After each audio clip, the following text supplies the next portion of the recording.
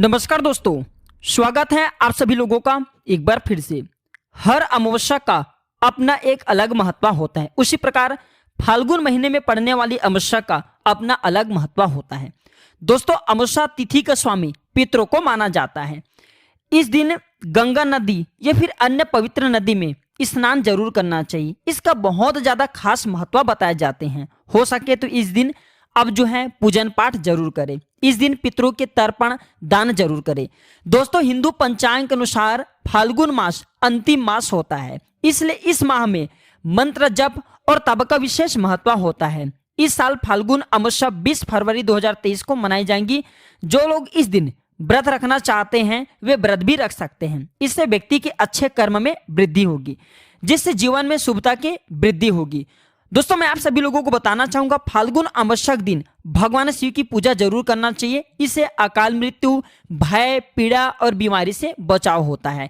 इस दिन भगवान शिव की पूजा करने से आपको अनेक प्रकार के लाभ भी मिलते हैं। चूंकि सोमवार पड़ने के कारण इसे सोमावती अमावस्या भी कहते हैं। देखिए दोस्तों, यह जीवन की कठिनाई और जटिलता से छुटकारा पाने के लिए हो सके तो अमावस्या के दिन पूजन पाठ जरूर करना चाहिए। हिंदू शास्त्रों में इस व्रत को, अर्थात अगर आप अमावस्या के दिन व्रत रखते हैं तो इस व्रत को बहुत ज्यादा शुभ फल प्रदान करने वाला व्रत कहे गए हैं, पाप नाशनी व्रत कहे गए हैं। पितरों के उद्धार के लिए अगर इस दिन आप व्रत रखते हैं उसके निमित्त हेतु, तो कैसा भी आपके पितर नरक की यातना को भोग रहे हैं उससे मोक्ष की प्राप्ति होता है। इस दिन पीपल के वृक्ष की पूजा जरूर करना चाहिए। शनिदेव की भी पूजा करना चाहिए। तो आइए जानते हैं फाल्गुन अमावस्या तिथि के कुछ योग हैं, उनके बारे में, शुभ मुहूर्त के बारे में, और कौन कौन सा योग का निर्माण हो रहा है ये भी जानना जरूरी है। देखिए, 19 फरवरी रविवार को शाम 4:18 में अमावस्या तिथि प्रारंभ हो जाएगा, जो कि 20 फरवरी दोपहर 12:35 में समाप्त होगा।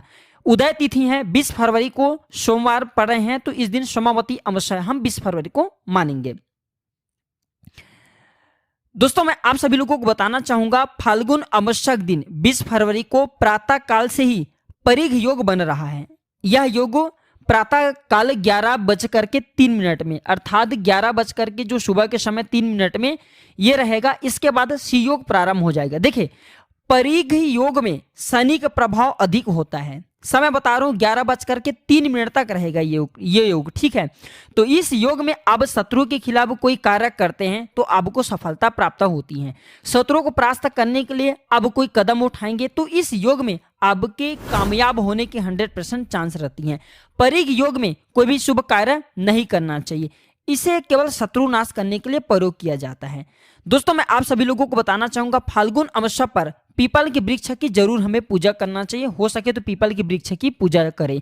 और फाल्गुन अमावस्या पर स्नान और दान पुण्य का विशेष महत्व बताया जाता है। इस दिन मौन धारण करना भी बहुत लाभकारी माना जाता है। देवऋषि व्यास के अनुसार मौन धारण करना, अमावस्या दिन ध्यान करना, स्नान करना, जब ये एक साथ आप कर लें तो इससे सहस्त्र गौदान के बराबर पुण्य की प्राप्ति होता है। पवित्र जल में गोता लगाना, विशेष रूप से कुरुक्षेत्र के ब्रह्म सरोवर में, बहुत शुभ माना जाता है। नहीं है तो गंगा जल की कुछ बूंद नहाने के पानी में डालकर के स्नान कर सकते हैं। यह माना जाता है कि इस स्थान पर दान करने से, जैसे कुरुक्षेत्र, इस स्थान पर अगर इस दिन जाकर के दान करते हैं तो असीम लाभ मिलता है। फाल्गुन अमावस्या दिन पूरे देश से लोग पवित्र नदी के पास स्नान करने के लिए एकत्रित होते हैं। भक्त माथे पर तिलक लगाते हैं, क्योंकि दोस्तों भक्त की सभी मनोकामना अगर इस दिन स्नान करते हैं पवित्र नदी में जा करके तो सभी मनोकामना पूर्ण हो जाती हैं। जो महिलाएं सोमावती अमावस्या का व्रत रखती हैं उन्हें भी इसकी कथा सुनना चाहिए, उन्हें भी व्रत रखना चाहिए। पितरों के निमित्त हेतु कुछ उपाय जरूर करना चाहिए। शास्त्रों के अनुसार भीष्म पितामह ने इस दिन का महत्व युधिष्ठिर को बहुत ज्यादा समझाया था। भीष्म ने कहा था कि जो व्यक्ति इस दिन पवित्र नदी में स्नान करेगा उसके सभी दुखों से उन्हें मुक्ति मिल जाएगा, सभी कष्टों से उन्हें मुक्ति मिल जाएगा। यह भी माना जाता है कि इस दिन स्नान करने से पितरों की आत्मा को शांति मिलती है और जातकों को उनका खूब सारा आशीर्वाद मिलता है, क्योंकि पितरों को देवताओं से भी उत्तम माना जाता है। पितरों का स्थान देवताओं से भी उत्तम होता है। तो इस वीडियो में कुछ ऐसे खास उपाय बताने जा रहे हैं जिस उपाय को अपना करके आप अपने जीवन में परिवर्तन ला सकते हैं, सभी प्रकार के कष्टों से छुटकारा पा सकते हैं। दोस्तों, पौराणिक कथा के अनुसार कांचीपुरी नगर में देवस्वामी नाम का एक ब्राह्मण अपने पत्नी के साथ रहता था। ध्यान से आपको सुनना है। तो इस दंपति के 7 पुत्र और 1 पुत्री थी। देवस्वामी ने अपनी पुत्री के विवाह के लिए ज्योतिष को उसकी कुंडली बताई। ज्योतिष ने कहा कि पुत्री की ग्रह दशा ठीक नहीं है, विवाह के बाद उसे विधवा का जीवन जीना पड़ेगा। पंडित की बात सुनकर के माता पिता चिंतित हो गए और ज्योतिष से इसका समाधान पूछा। ज्योतिष ने बताया कि ग्रह दोष शांत करने के लिए सिंहल द्वीप की धोबिन सोमा को घर बुला करके उनकी पूजा करे। ब्राह्मण देवस्वामी ने ऐसा ही किया। अतिथि सत्कार से धोबिन प्रसन्न हो गई और उसने पुत्री को अखंड सौभाग्य का वरदान दिया। कालांतर में जब ब्राह्मण की पुत्री के पति की मृत्यु हुई तो वे धोबिन के वरदान से, धोबिन के पुण्य के प्रताप से पुनः जीवित हो उठा। किंतु जब धोबिन की पूजा करने का पुण्य क्षीण हो गया तो पुनः उसके पति की मृत्यु हो गई। बेटी की दशा देख करके ब्राह्मण दंपति मौनी अमावस्यक दिन पीपल के पेड़ के नीचे बैठकर भगवान विष्णु की पूजा किया। श्री हरि भगवान विष्णु प्रसन्न होकर के उन्हें वरदान दिया, उन पर प्रसन्न हुआ और उनकी कन्या के पति को पुनः जीवन दान प्रदान किया। मैं आप लोगों को हर दिन बोलता हूं, टोने टोटके की दुनिया में विश्वास होना जरूरी है। देखिए, अगर अब को विश्वास है तो आप पत्थर में भगवान को देख सकते हैं, लेकिन अगर अब को खुद के ऊपर में विश्वास नहीं तो भगवान आपके सामने में खड़े हैं फिर भी पत्थर जैसा होता है, पत्थर तुल्य होता है। तो जितने भी अध्यात्म क्षेत्र हैं, टोने टोटके की दुनिया है, जो सरल उपाय की दुनिया है, देवी देवताओं की जो साधना क्षेत्र की दुनिया होता है, इसमें विश्वास होना जरूरी है। विश्वास है तभी हम सब हिंदू भाई पत्थर की पूजा करें, अन्यथा पत्थर की पूजा करने से क्या होता? विश्वास जरूरी है।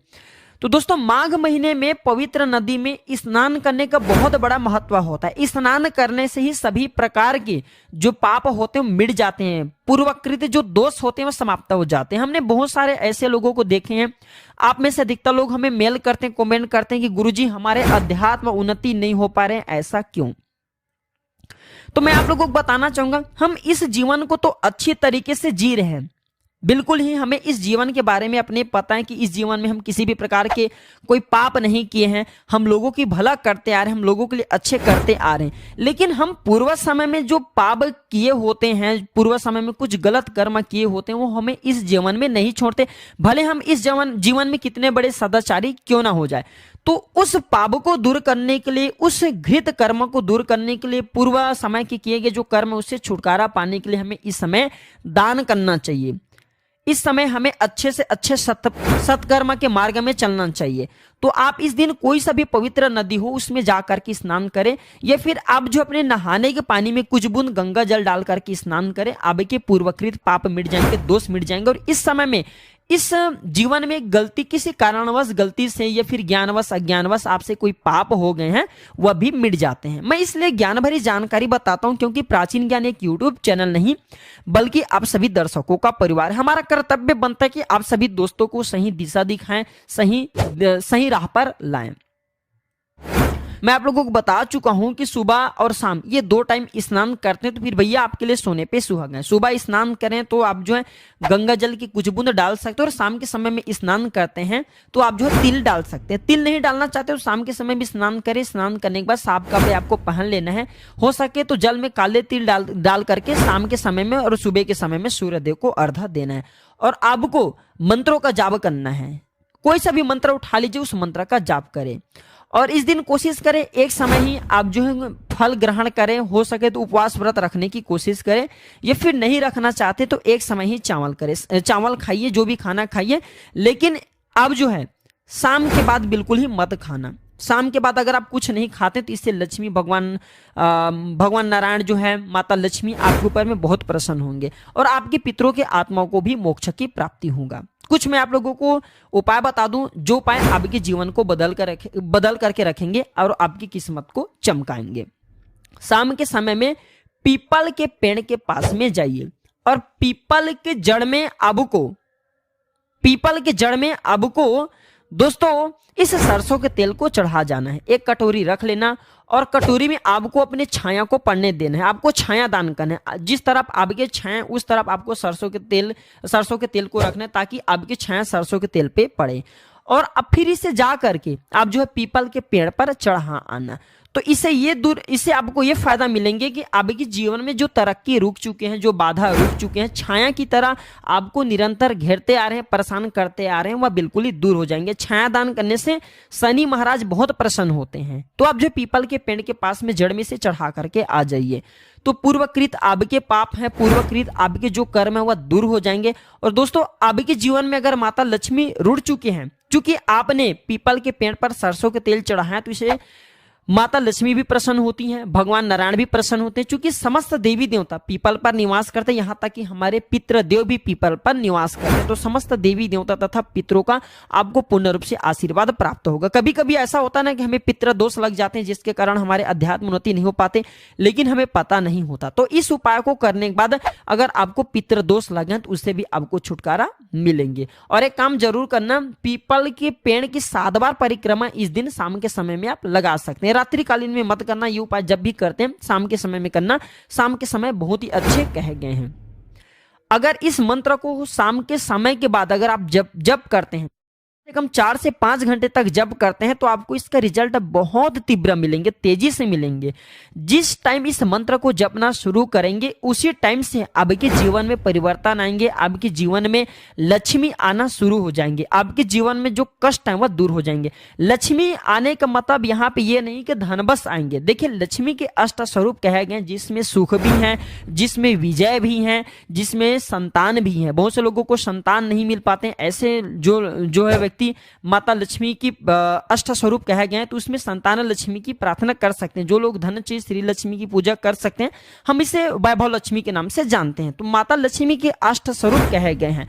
तो अगर इस दिन मन में माता लक्ष्मी की बीज मंत्र का ध्यान करते हैं, बीज मंत्र बता रहा हूं, ये आपको शाम के समय के बाद, अगर 5 बजे के बाद इस बीज मंत्र का जितना ज्यादा जाप करेंगे, उतना ही ज्यादा आपको इसका पॉजिटिव रिजल्ट मिलेंगे। 4 से 5 घंटे जाप कीजिए। 4 से 5 घंटे अगर आप इस मंत्र का जाप करेंगे, तो ये 11,000 से ऊपर हो जाएंगे। 1 घंटे में कम से कम 3,000 के आसपास जाप हो जाएंगे। तो एक काम करना, आप जो है श्रीम श्रीम श्रीम इस बीज मंत्र का जाप करना है। देखिए, आप कितने अमीर क्यों ना हो, अब कितने बड़े व्यक्ति क्यों ना हो, अब कितने अध्यात्म क्षेत्र में क्यों ना जा चुके हो, लेकिन अगर इस मंत्र का जाप करते हैं, क्योंकि श्री तत्व को दुनिया का सबसे बड़ा तत्व कहे गए हैं। आपने देखा होगा, हम श्री यंत्र के घर में रख करके पूजा करते हैं। श्री यंत्र में समस्त देवी देवताओं के आशीर्वाद होता है। समस्त देवी देवता श्री यंत्र में निवास करते, समस्त देवी देवताओं की शक्ति, स्वयं जितने भी देवी देवता संसार में कहे गए, सब श्री यंत्र में बिल्कुल ही विराजित रहते हैं। तो जो श्री मंत्र है, दुनिया के बहुत ही बड़ा पावरफुल मंत्र है। इसे पालनहार मंत्र कहे जाते हैं, क्योंकि समस्त संसार का भरण पोषण श्री से ही हो रहा है, अर्थात धन से हो रहा है, लक्ष्मी से हो रहा है। तो दोस्तों, श्रीम श्रीम श्रीम श्रीम श्रीम श्रीम श्रीम इस मंत्र का जितना ज्यादा हो सके जाप करना, और आपको मन में जाप करना है श्रीम श्रीम श्रीम। तो इस दिन आप जो है कोशिश करें जितना ज्यादा हो सके मंत्रों का जाप करें। इस दिन मंत्रों का जाप करते हैं तो आपके देह में अलौकिक ऊर्जा की प्राप्ति होता है। आप अगर किसी को श्राप दे, वरदान दे, वह फलीभूत होने लगता है, लगने लगता है। तो जितना ज्यादा पुण्य अपने शरीर में बढ़ाएंगे, उतना ही ज्यादा आपकी अध्यात्म उन्नति होगा और आपकी कहे हुए शब्द लगेंगे। तो दोस्तों, मैं इस वीडियो को यहीं पे समाप्त करता हूँ। यह जानकारी कैसा लगा हमें कमेंट सेक्शन में जरूर बताना। मैं अगले वीडियो में आप लोगों से फिर मिलता हूँ। आज के लिए बस इतना ही जानकारी दोस्तों। वीडियो देखने के लिए धन्यवाद। नमस्कार।